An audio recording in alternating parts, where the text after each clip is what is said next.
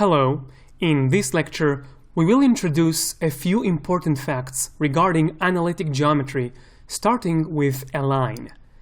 There are few ways to represent a line on the plane. We can use a simple first-order equation with three parameters, or we can use the classical representation using a slope and y-intercept.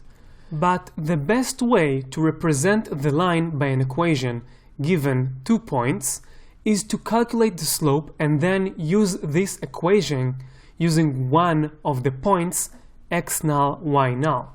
Even better, if we are given a slope and a point, we can use this equation to represent the line. This is most probably the most efficient way to write the line's equation, and by using the other representations, we will waste important time on redundant calculations.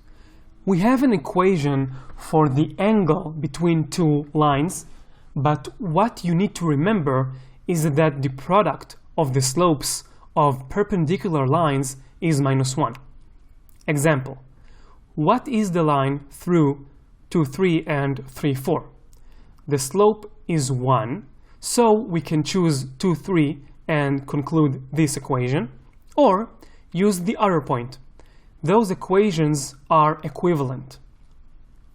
For the parabola, we always need to be aware of the vertex and the roots. This is the most general equation of the parabola, either in x or in y. Let's concentrate on the left equation, which is more standard. A useful representation is by one parameter a and the roots, even if complex. The vertex can be found by taking the derivative and solving for 0. We have the good old quadratic equation at our disposal to find the roots. A useful remark is that the x value of the vertex is the arithmetic mean of the x values of the roots due to the symmetry. For example, let's say that as a part of a parabolum in the exam, you have to find quickly the parabola with vertex at -2, 9 and a root at 1. The fastest way is to find the other root using the symmetry property, then represent the parabola like that, and plug in the vertex. Voila!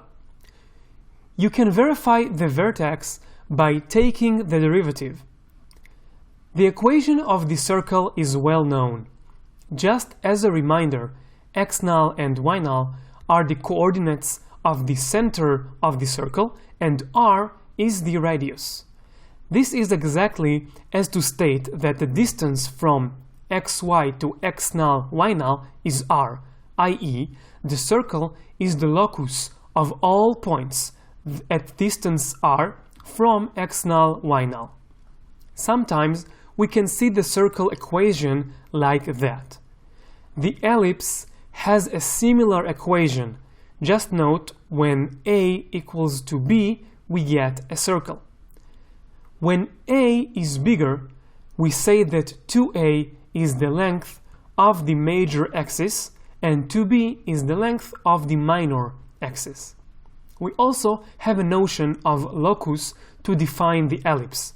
To do that, we set two focus points, or in plural, foci, and the ellipse is the locus of all points whose sum of distances from the foci is 2a, meaning given two focus points and a number a, we have an ellipse. 2a should be bigger than the distance between the foci in order to avoid degenerate cases. It can be proven that the foci are on the major axis. How should we find them? First, observe that the sum of length of a0 from the foci is 2a regardless of the value of c. So turn to 0b. By symmetry, the length from each focus point is a, and now we have a simple right triangle. Find C using the Pythagorean theorem. If B is bigger than A, this is the shape of the ellipse and the foci are on the y-axis. A equals B is like a circle. You don't need to remember the orientation of the ellipse in each case. Just remember to plug in A0 and 0B when drawing the ellipse to yourself when solving a problem. The hyperbola is represented by these equations, depends on the orientation. Here also remember to plug in A0 and 0B, which will give you the orientation. The notion of the foci of the hyperbola does not repeat often enough to justify talking about it right now, but we will talk about it in the advanced module. The hyperbola has asymptotes of plus and minus b over ax, regardless of the orientation. Let's see that. Solve for y and see that when x is very large, the plus 1 and minus 1 are insignificant. We get the asymptotes as required. Quiz. This question should take 2.5 minutes. Stop the video now and test yourself.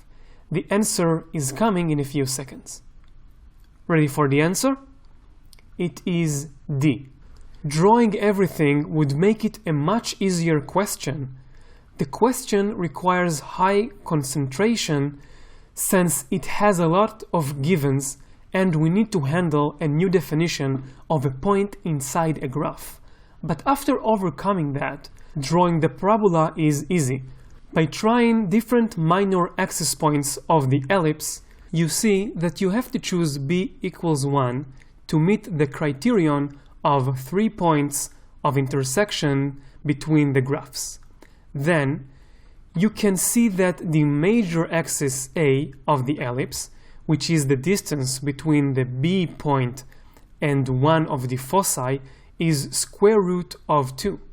It is beneficial to remember that square root of 2 is approximately 1.4, and the answer follows. Next lecture, we will talk about polynomials.